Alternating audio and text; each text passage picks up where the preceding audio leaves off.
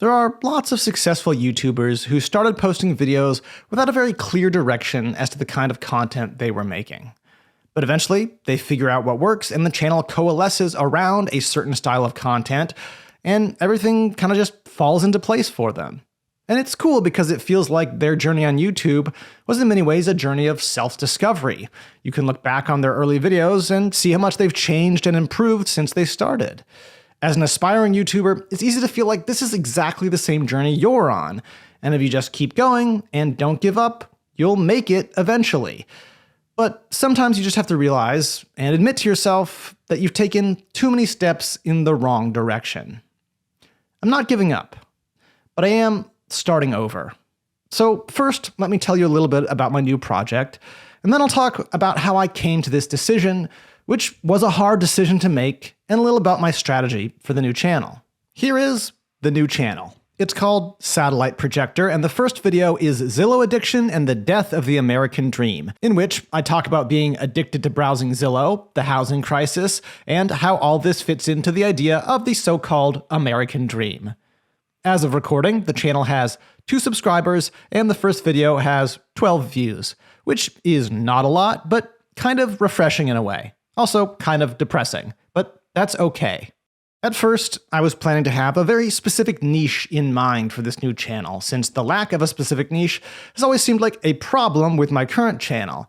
But after thinking a lot about it, I decided I still want to leave room for experimentation on different topics, especially while the channel is still in its infancy. But I'll talk more about that later. For now, I'd say the goal of the channel is to make artistic video essays about subjects I think are important and interesting. The style of this first video is not all that different from a few other videos I've made on this channel, but it's a style that I started to drift away from, which I think was a mistake. So if it sounds interesting to you, please go check out my new channel and its inaugural video, and subscribe if you think I've earned it. I will put a link in the description and probably a few other places as well. But if it doesn't seem like your thing, no worries, because one of my biggest goals with the new channel is to find the right audience for it, which can be a really hard thing to do on YouTube. So, how did I get here? If you've been following me for a little while, this announcement might feel sort of like an inevitable culmination of the strange arc this channel has been on the last couple years. But just to recap, my most successful video on this channel, and the one that is responsible for the bulk of my subscribers, is this one: Why I'll Never Be a Famous YouTuber. This video was different than other videos I had made before in that it was sort of a meta-commentary on YouTube and what it's like to be an aspiring YouTuber. It was published around the time that several prominent creators on this platform announced they were quitting or scaling back their output, so it definitely fed into a trending topic. The 60K views was nice, although obviously not earth-shattering by YouTube standards, but the view-to-subscriber ratio was very high, so it took me from less than 1,000 subscribers to somewhere over 3,000. I followed this up with a somewhat successful video about Twitter's name change to X, but then reality started setting in as subsequent videos struggled to pass 1,000 views. At this point, I was kind of just jumping around to different topics and really had no clear vision or direction for my channel.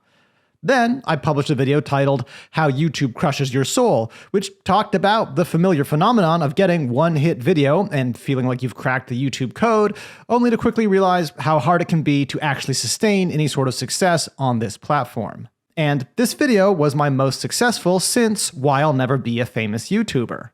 It was at this point I started to really try to figure out if I could lean into commentary about YouTube as a genre, and if doing so would bring my channel some real momentum. So I tried to see what kinds of videos I could make that fit under this umbrella, but doing so continued to yield pretty mixed results.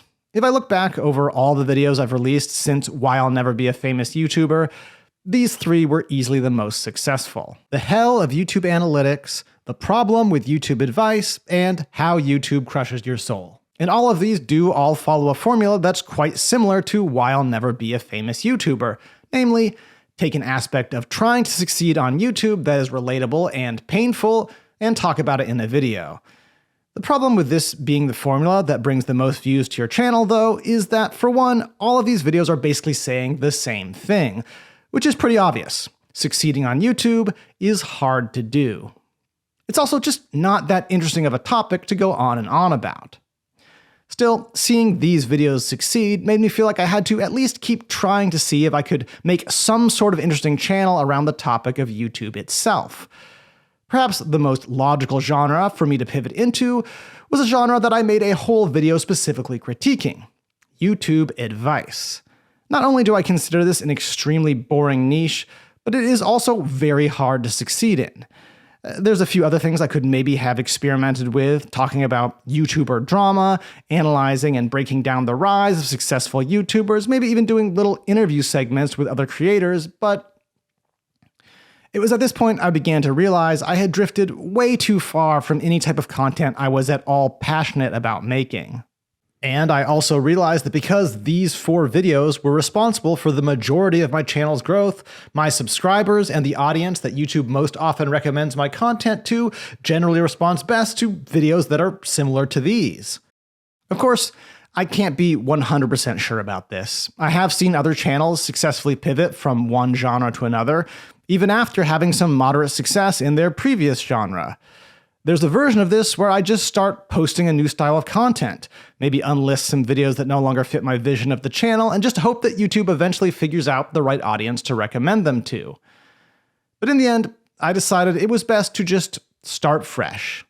Yes, it's hard to go from averaging at least a few hundred views per video to virtually none, but one thing that this forces me to do is find the part of me that's excited about making YouTube videos without external validation. I want to treat this new channel as a portfolio of videos that showcase what I'm good at.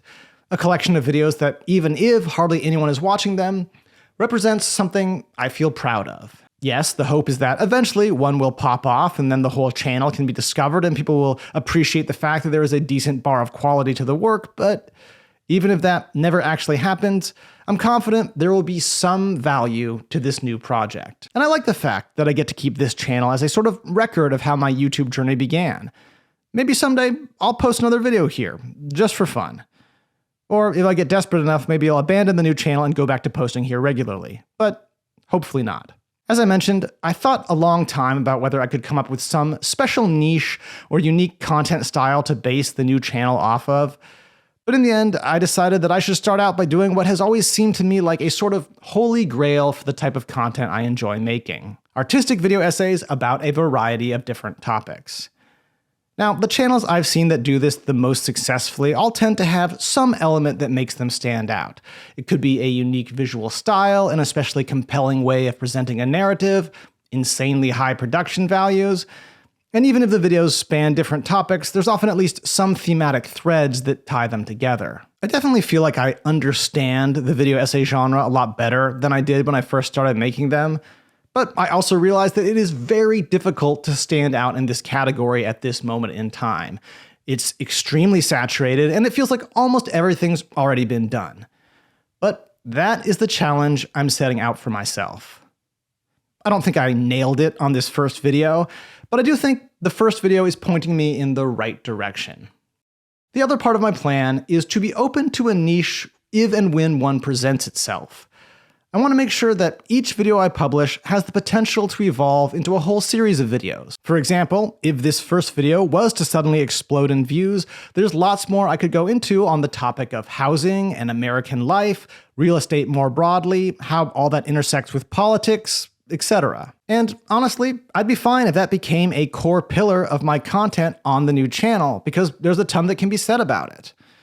When I released Why I'll Never Be a Famous YouTuber, I had no sense of how that could steer my channel into a certain niche.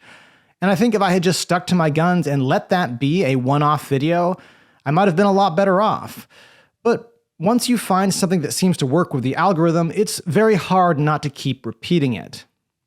Almost all successful channels repeat successful formulas, but the key is to find something that is repeatable, but flexible enough to stay interesting. And perhaps that is the last piece of pseudo-YouTube advice I'll be giving for a while. I know there's a group of people who follow me on here who seem to genuinely enjoy most of the content I put out, and I hope you'll continue to enjoy the videos I make on my new channel. But if not, I understand, because again, YouTube is all about finding the right audience.